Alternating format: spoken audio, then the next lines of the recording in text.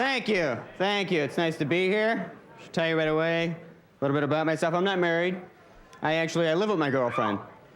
Thank you. Yeah. I moved right out of my parents' house, right in with my girlfriend, and my mother's Catholic, so she took this very well. She invited us both over to dinner and made a bundt cake in the shape of the word whore. So, you know.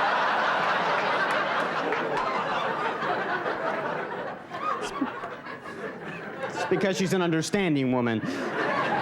You guys Catholic? Most of you Catholic? Yeah.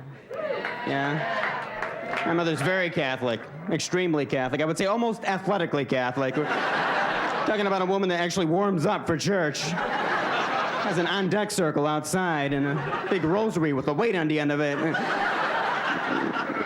She does a couple of these.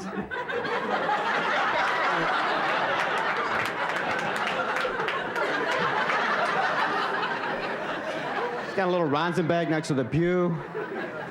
Helps her catch that communion wafer. She throws the padre a few signs first. He nods her off.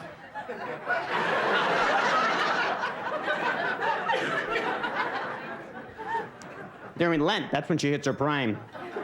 Lent is like baseball season for my mother. Ash Wednesday is the big opening day. She goes to church 4 times on Ash Wednesday, and by the end of the day, it literally looks like she has a charcoal briquette in the middle of her forehead. But you move in together. Moving is the hardest part of it, actually. Moving is the biggest pain in the neck you will ever experience. You move anywhere, and your entire life becomes one question. There's only one thing you need. Everywhere you go, you have to ask for it. Same question. Excuse me, you have any boxes? That's your life. You have any boxes? It's like you have blinders on all of a sudden. Is that a box? Do I see a box? I smell boxes. There's boxes here. I know there's boxes. You could be anywhere. You could be at a funeral. Everybody's mourning. The only thing you're doing is looking at the casket thinking, I could probably fit my stereo in there. I could do some heavy hauling with that baby. I'm asking the pallbearers, what are you guys doing this weekend? I think you should leave it all at home, especially if you move out of your parents' house. Walk away clean. I don't know if anybody else was like this. I was actually hauling furniture out of my parents' house. Really pathetic. This is my stuff. I'm taking this with me. I've had it all my life. And you have. When's the last time you got new furniture? When you were 10. And the scary thing is, to you, this stuff still looks normal. It's not till you take it outside and it hits that sunlight that you fully realize that that's the Beaver Cleaver collection you got there. I'm moving stuff in. She's standing there going, nice bunk bed. There are little things to look for, like any furniture you have that still has decals on it. Just leave it home. That's a big one.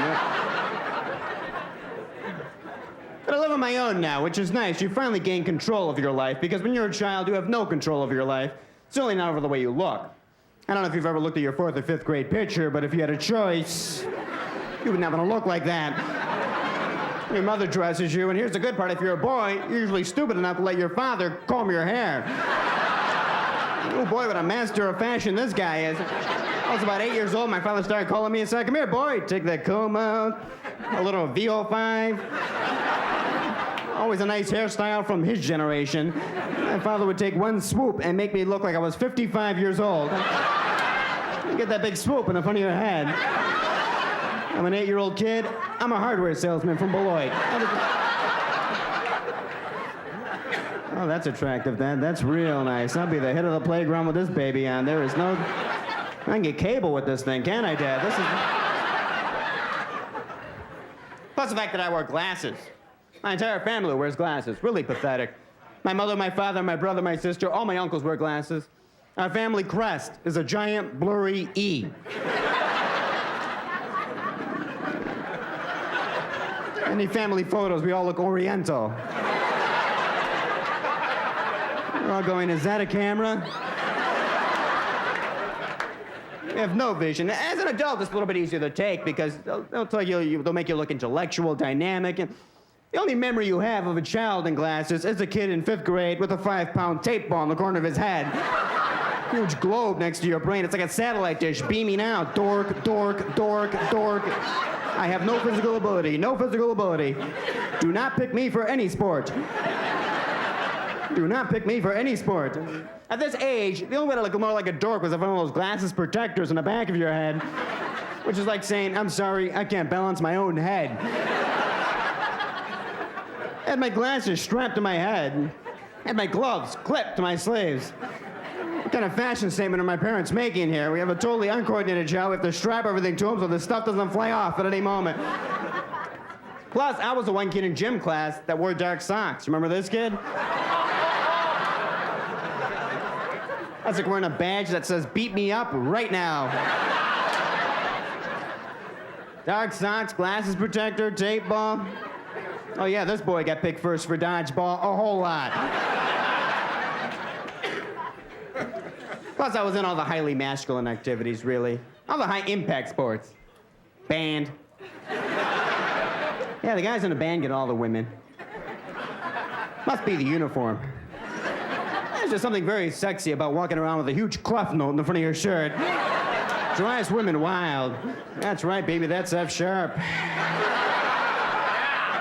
There's a lot more notes where that came from. I was in the marching band. Always the heavy trenches of the band. Marching band is the best part of the band. The marching band is like saying, you know, we have no musical ability, so let's show the whole town. Why should we keep this to ourselves?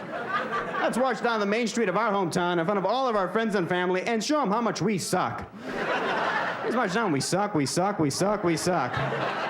Okay, let's get in the big suck formation now and spell out the words, we suck. And the uniforms are the best thing about the marching band. It's like, hey, I'm 14 years old, it's 98 degrees outside, I'm wearing polyester.